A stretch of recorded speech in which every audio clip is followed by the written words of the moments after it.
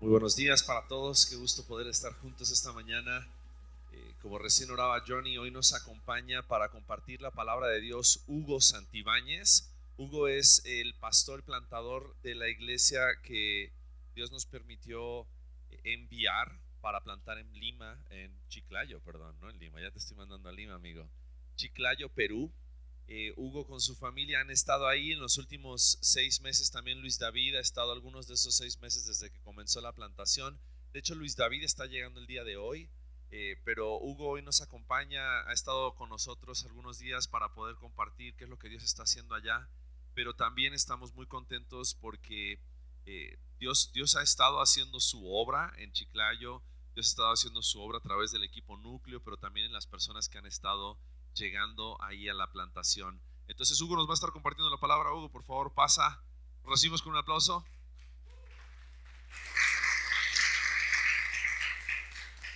Hola, hola. Muy bien, muy buenos días a todos. La verdad que estar con ustedes, a muchos no me conocen, no me vieron, pero hace poco más de 2 años estuve cuando estábamos en el otro local todavía. Y quiero que sepan que estar hoy con ustedes, después de cerca de 2 años, es una bendición. Así que me gustaría me gustaría compartirte un poco lo que Dios está haciendo allá en Chiclayo. Ok. Espera un segundo. Muy bien. Bueno, ahí me imagino que vas a estar viendo. Ese es el nombre de la iglesia, de la plantación que Dios nos está permitiendo desarrollar en Chiclayo. Iglesia Providencia. Nuestro nombre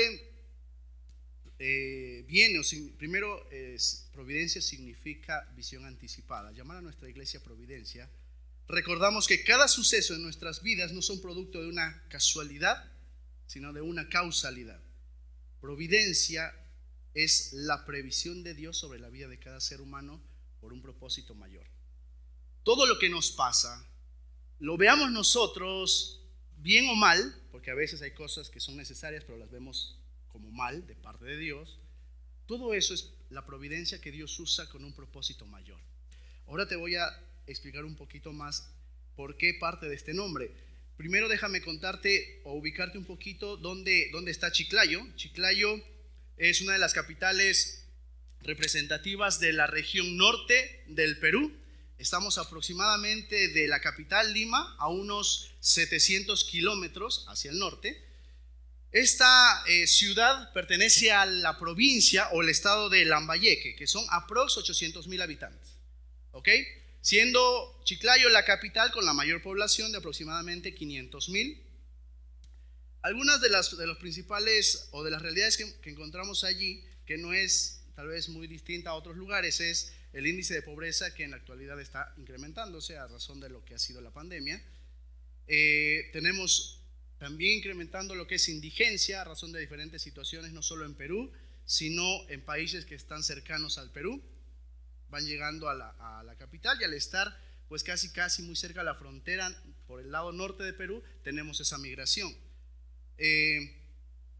La tendencia natural del alcoholismo por las propias situaciones que la gente enfrenta, y una de las cosas que es muy general cuando hablamos de divorcios, pero que hablábamos con el equipo y les compartía sobre ello, es que muchas veces cuando tú llegas a un hogar, generalmente, por lo menos en Chiclayo, tú estás llegando a un hogar donde hay una mamá con los hijos, porque el papá no está, el esposo no está, por cualquier razón.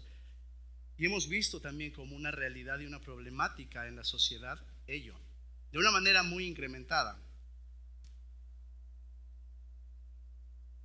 La foto que ustedes ven ahí es lo que sería como el Zócalo, el jardín principal de la ciudad. Y aquí viene nuestra misión, que tiene que ver con el propósito de nuestro nombre. Queremos que las personas sepan que Dios tiene un propósito mayor para sus vidas. ¿Sabes?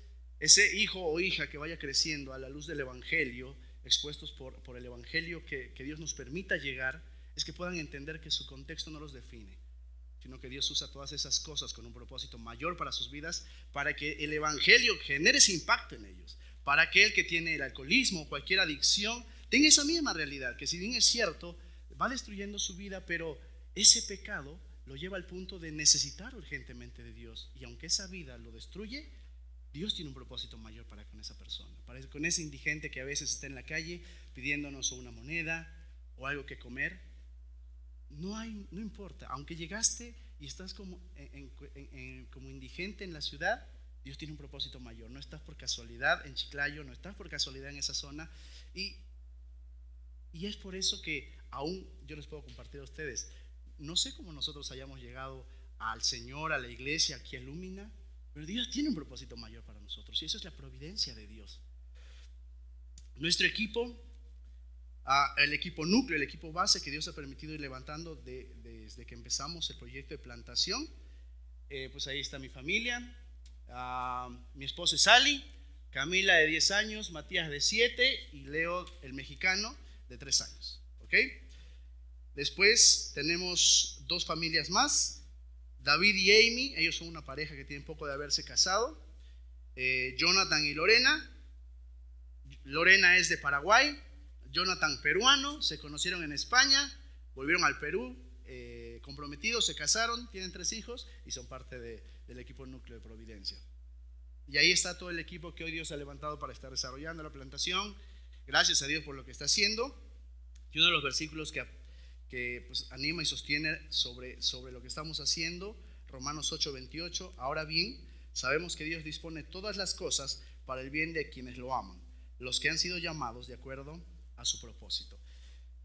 Con esto, al presentarte o compartirte un poquito de lo que, o de una manera lo más resumida posible, es primero dar gracias a Dios por lo que Él está haciendo y lo que Él quiere hacer respecto a su obra, a la extensión del reino, pero también quiero dar gracias a cada uno de ustedes, iglesia amada, porque de diferentes formas ustedes son parte de lo que Dios está haciendo allá.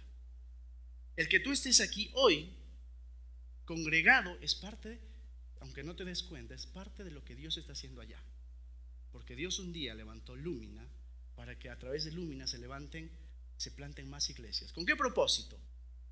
La extensión del reino de Dios. Así que me gustaría que te quedes con ello, por la gloria de Dios que lo hacemos, pero gracias porque tú estás dejando que Dios obre en tu vida. Por eso estás aquí. Así que te animo a que sigas orando por nosotros. Ya nos conoces un poquito más. Si algún día quieres ir al Perú, no solamente quieras ir a Machu Picchu, sino también desvíate un poco hacia el norte y ven a visitarnos para que conozcas y puedas ser parte de lo que Dios está haciendo con nosotros allá. ¿Sí? Muy bien, ahora vamos a compartir. Estamos en el libro de Lucas. Hoy nos toca el Lucas capítulo 18. Me gustaría que si has traído tu Biblia puedas abrirla. Si no la tienes en físico y tienes tu dispositivo, puedes abrirlo. Y si no, el pasaje igual se va a estar poniendo allí. Vamos a hablar de Lucas capítulo 18, 9 al 14. Lo vamos a leer y después déjame orar. ¿Sí?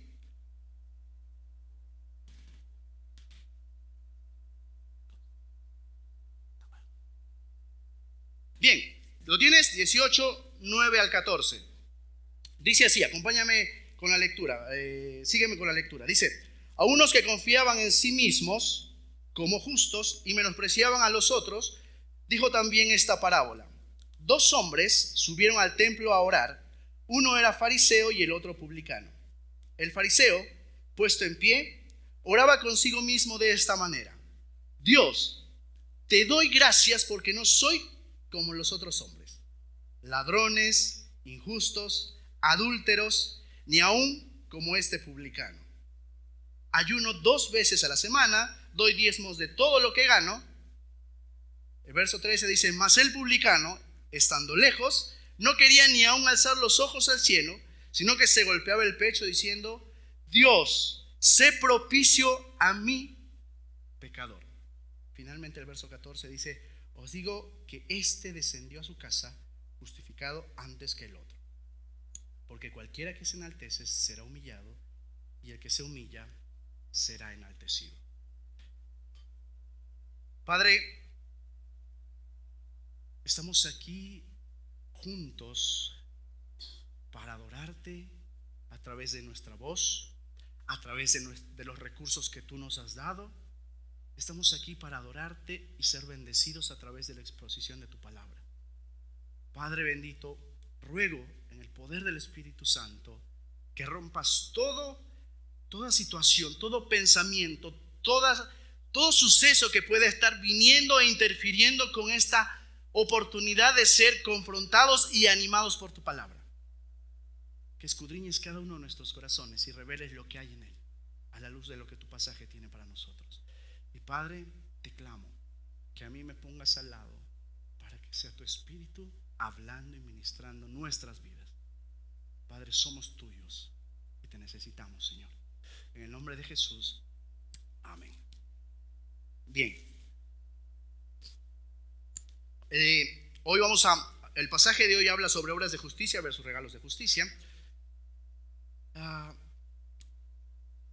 Si ya recuerdas, desde que se empezó o desde que se fueron tal vez hace 2 semanas tocando el pasaje de Lucas, en Lucas capítulo 17, el 20 al 37, Jesús está respondiendo a la pregunta de cuándo se instaurará o cuándo estará el reino de los cielos, y el Señor Jesucristo empieza a descubrir o describir algunas cosas.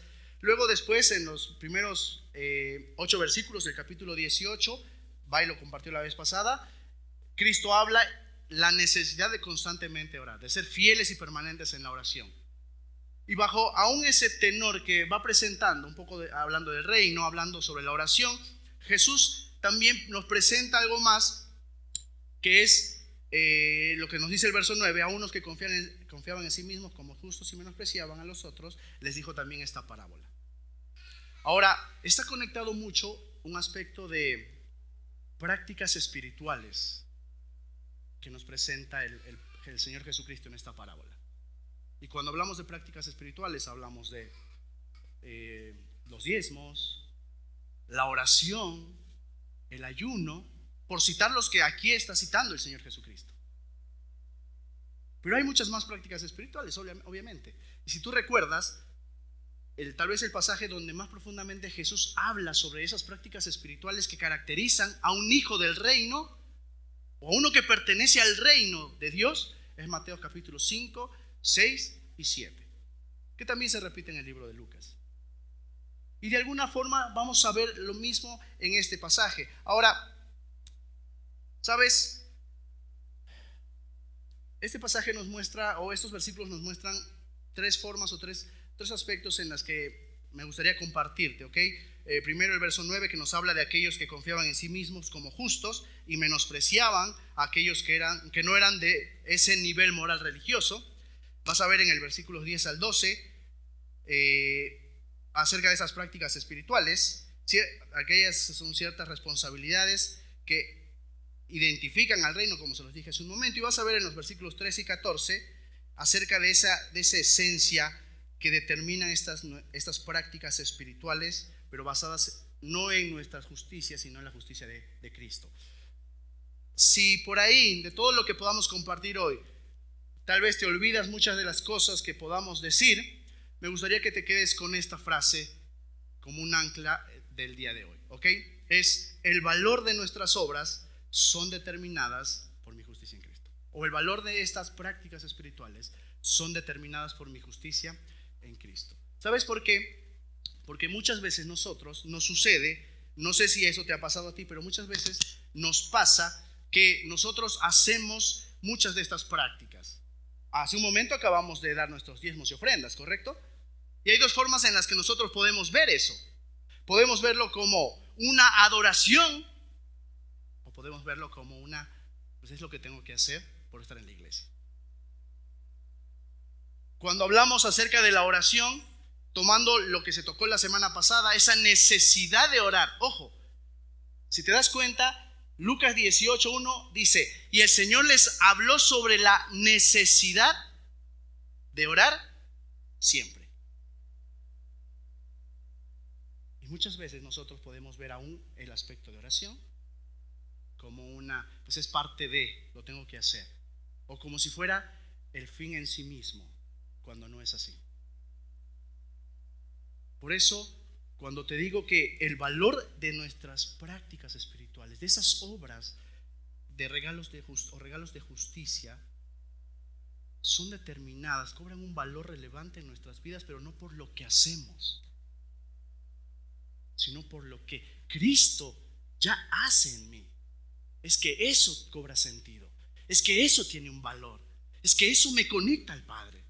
Cuando yo doy mis diezmos y ofrendas en la iglesia y participo a través de esa adoración, es porque Él produce eso en mí.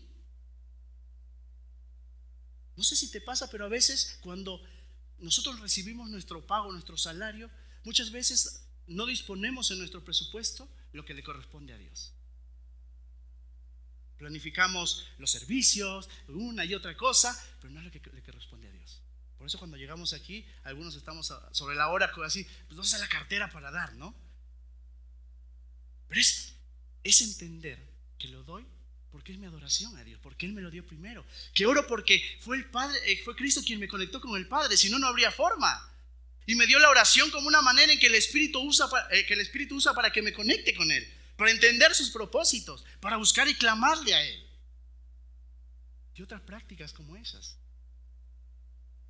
Por eso te digo, esas prácticas cobran ese valor cuando lo entendemos que son bajo la esencia de lo que Cristo hizo por nosotros.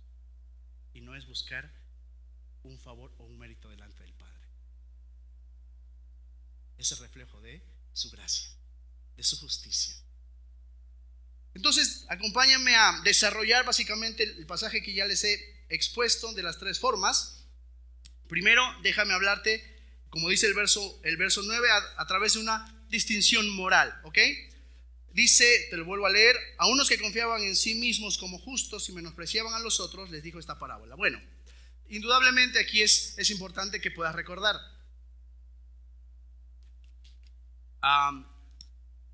Cuando Jesús estaba ministrando en ese tiempo, si bien es cierto el objetivo era poder exponerse o presentarse delante de su pueblo, a los suyos vino y los suyos no lo recibieron, pero había, en resumen, dos tipos de personas en ese contexto, en Israel.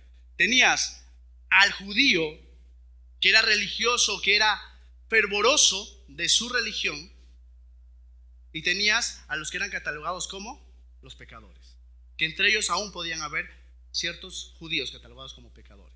Bueno, cuando Jesucristo nos está hablando, o cuando el pasaje nos muestra de alguna forma estos personajes, tenemos esos dos: el judío, que era religioso, el fariseo, el que estudiaba y con ahínco se dedicaba a profesar su religión. Y tienes al recaudador de impuestos, un publicano, que era visto como la peor persona socialmente, moral y obviamente religiosamente de su tiempo. Tienes esos dos tipos de personas. Entonces, el que confiaba en sí mismo como justo por las cosas que hacía, y el que se presenta delante de Dios: Señor, cabeza agacha, humillado en el piso, golpeándome el pecho, no por profesar o seguir un tipo de religiosidad, sino por lo quebrantado que estaba de su condición delante de Dios, que no podía ni siquiera mirar al cielo. Mientras el fariseo se presenta al templo, levanta los ojos y dice: Señor, gracias porque yo no soy como ellos.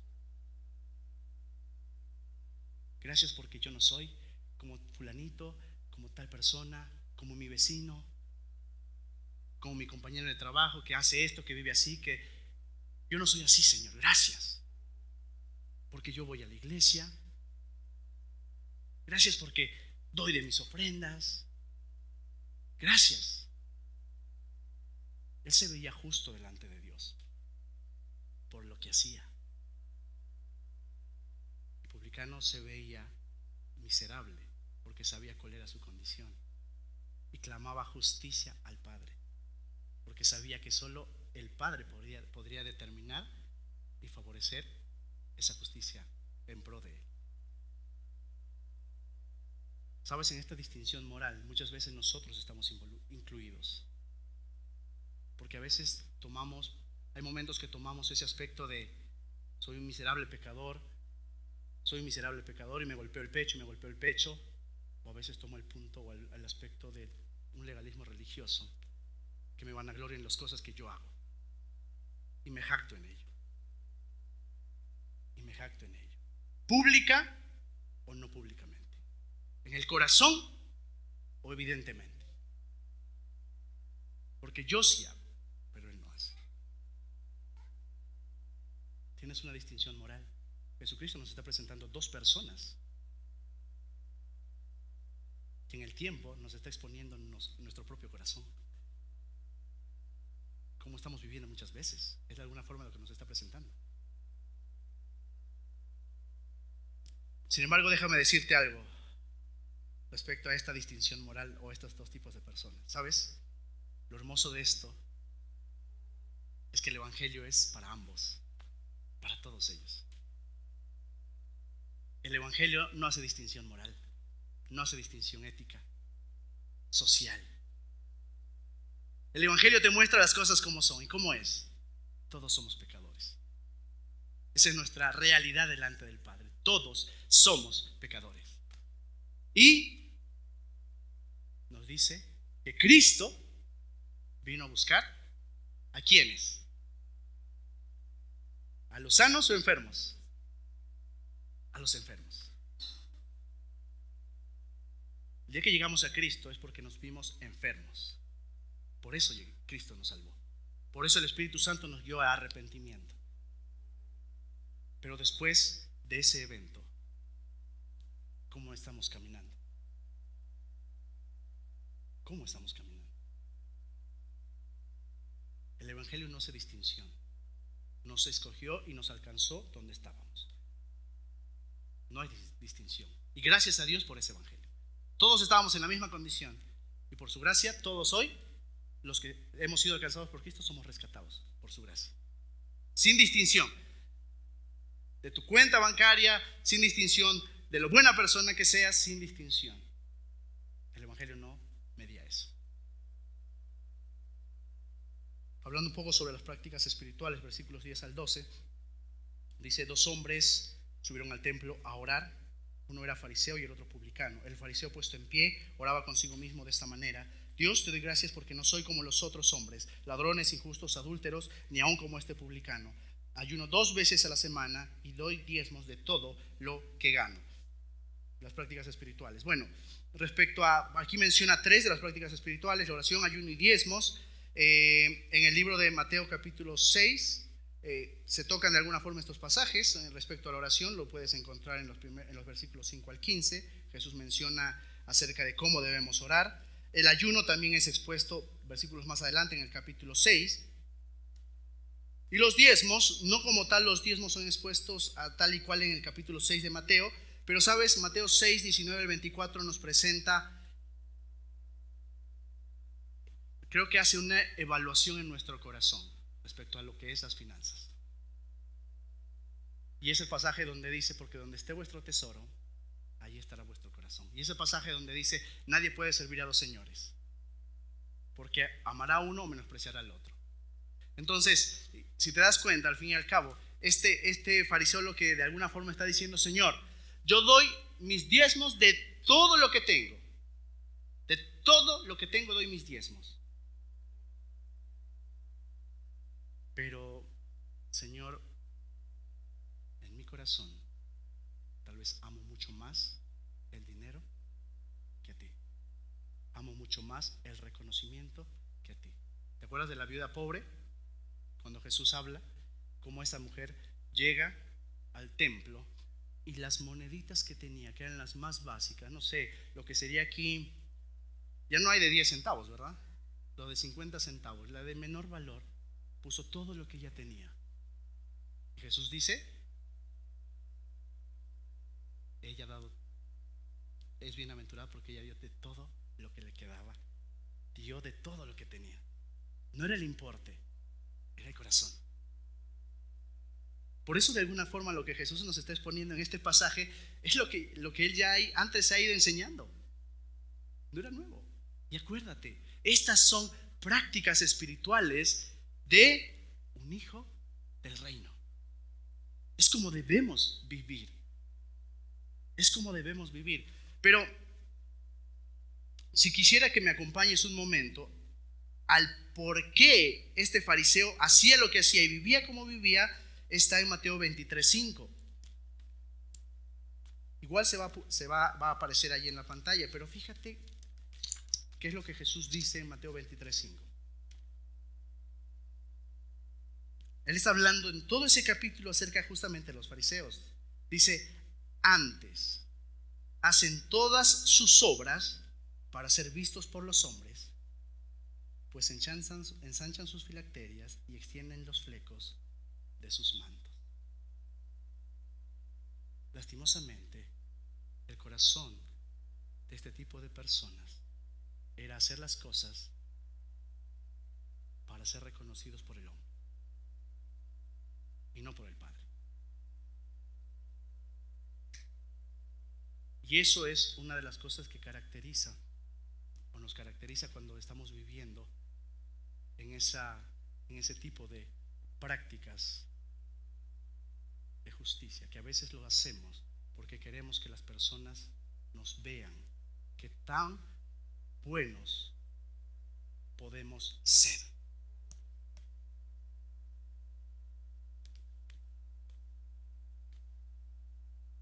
¿Cuál es tu motivo y el mío cuando estamos aquí?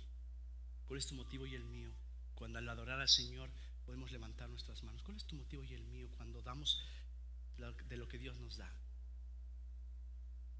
Yo no te juzgo. Es una evaluación entre Dios y nosotros, no de mí hacia ti.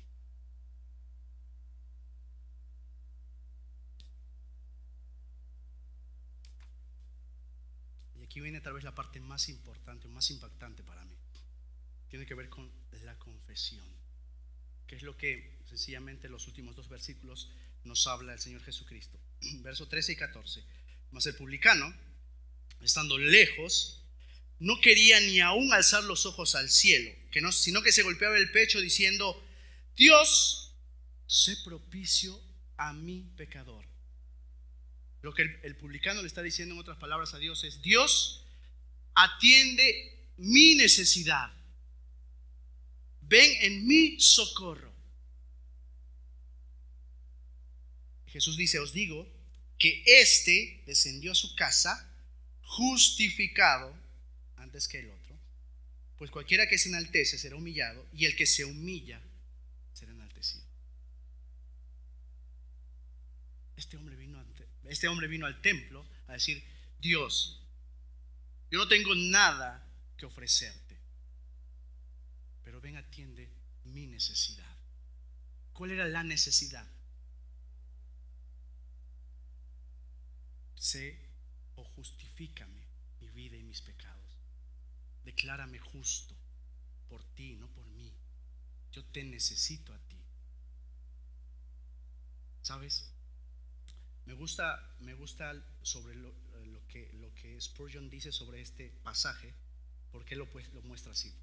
El error del fariseo fue que entró al templo a orar, pero no lo hizo. La excelencia del publicano fue que entró al templo a orar y lo hizo. ¿Cuál fue la diferencia? Spurgeon dice: la diferencia radicó en la confesión. ¿Sabes?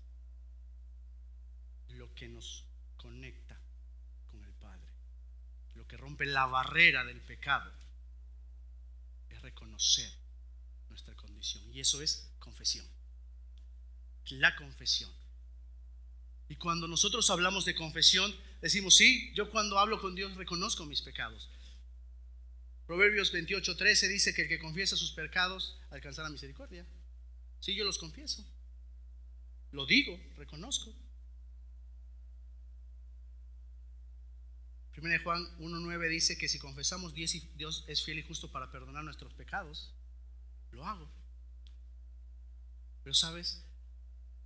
La confesión no solamente es una expresión verbal, no es una proclamación.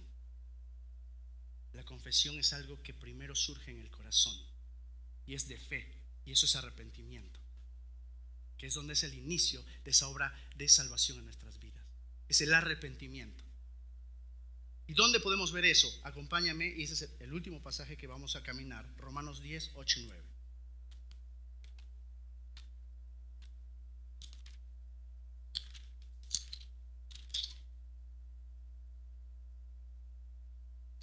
Fíjate cómo dice allí Romanos 10, 8 y 9. Mas ¿qué dice? Cerca de ti está la palabra, en tu boca y en tu corazón. Esta es la palabra de fe que predicamos, que si confesares con tu boca que Jesús es el Señor y creyeres en tu corazón que Él lo levantó de entre los muertos, dice, serás salvo. Y tú dices, sí, está hablando de la salvación. Tal vez yo ya fui alcanzado por la gracia de Dios. Correcto. Pero acuérdate que nosotros seguimos viviendo bajo la verdad del Evangelio y esa gracia nos sigue restaurando día tras día. No estamos viviendo bajo obras, bajo acciones espirituales. Vivimos por la gracia del Evangelio en nuestras vidas. Entonces, ¿qué es eso? Es arrepentimiento y fe. Sigo creyendo que es Cristo. Y por eso, primero, Cristo necesita su palabra y Cristo necesita golpear mi corazón para humillarme y hacerme reconocer mi condición.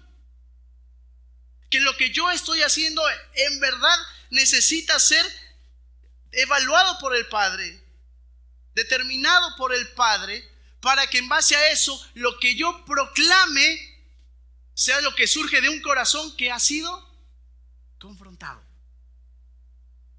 Porque si no hay eso, lo único que hacemos son acciones intentando cambiar o intentando cambiar esas acciones, pero mi corazón todavía no está entendiendo cuál es su condición real muchas veces.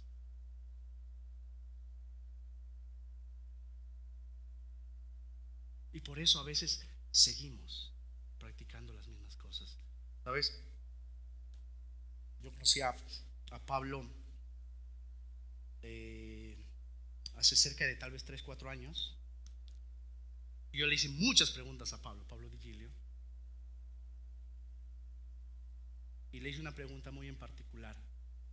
Y sabes, mi cuestionamiento iba referido a hablar por cómo las personas se podían vestir para entrar a la iglesia. Era legalismo puro lo que había en mi corazón.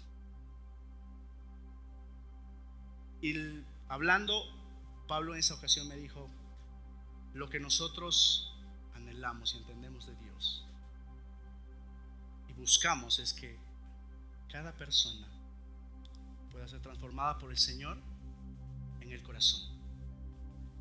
Porque cuando pasa eso, las acciones son el resultado de ese corazón transformado.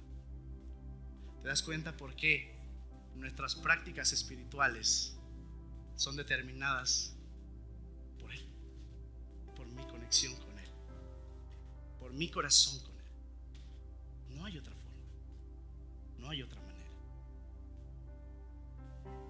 Y Jesús dijo, al fin y al cabo, ¿quién se fue justificado a su casa en la parábola? ¿Quién se fue? El que dijo: Señor, atiende mi súplica, yo te necesito.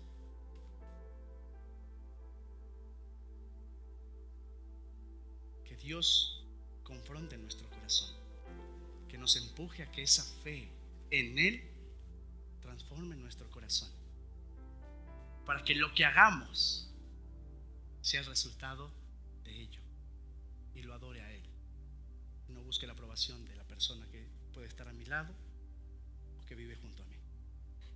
Déjame orar para terminar. Padre, yo reconozco mi condición delante de ti, Señor. Sé que cuando estaba urgido por ti, y de hecho vivo urgido por ti, Señor, no podía ir a ningún lugar. Solamente podía venir a ti, Padre.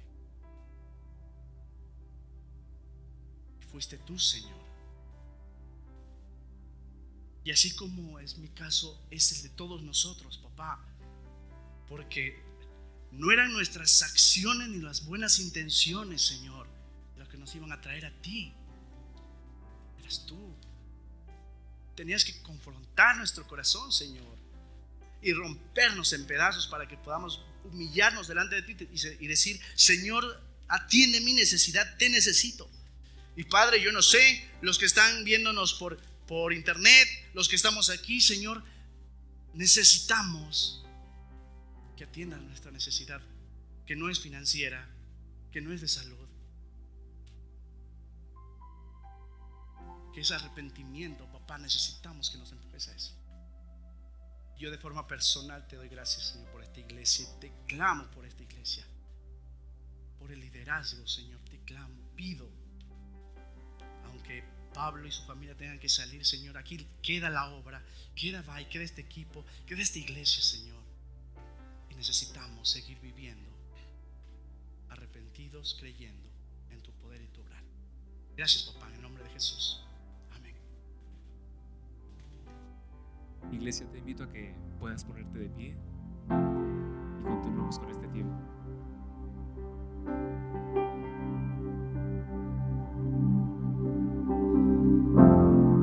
Mientras vas recibiendo el pan y la copa, quiero invitarte a que reflexiones en lo que esto significa. La palabra nos cuenta acerca de estos dos hombres que vinieron delante de Dios en oración. Y me gustaba lo que decía Hugo: los dos entraron supuestamente para orar, pero el primero, en lugar de orar, buscó su propia alabanza.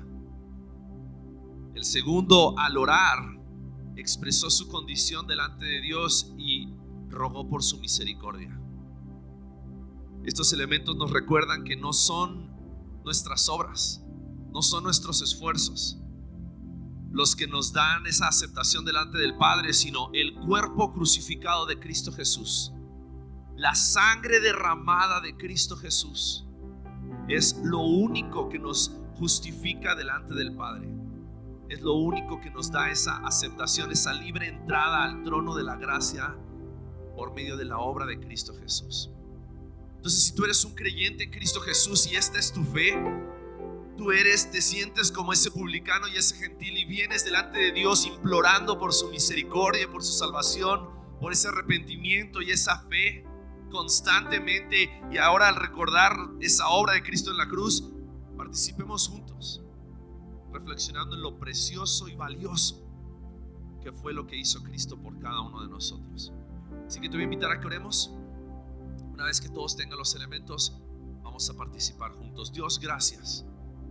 Gracias porque no es por nuestras obras, no es por qué tan espirituales, por qué tantas prácticas espirituales podamos llevar a cabo, sino solo por tu gracia que podemos ser justificados. Gracias porque tú nos justificas en Cristo Jesús. Ese cuerpo quebrantado, esa sangre derramada, eran necesarios para que nosotros hoy podamos ser declarados justos delante de ti. Podamos recibir el perdón de nuestros pecados, la salvación de nuestras almas, solo por tu gracia. Te agradecemos, Cristo, por haberte entregado a nuestro favor. Te agradecemos, Padre, por habernos visto con misericordia. Te agradecemos, Espíritu Santo, por constantemente estarnos recordando el Evangelio, para saber que no son nuestras obras siquiera las que nos sostienen en la vida cristiana y en el reino de Dios, sino tu gracia. Solo tu gracia. Te damos toda la gloria en el nombre de Cristo Jesús. Amén. Participemos.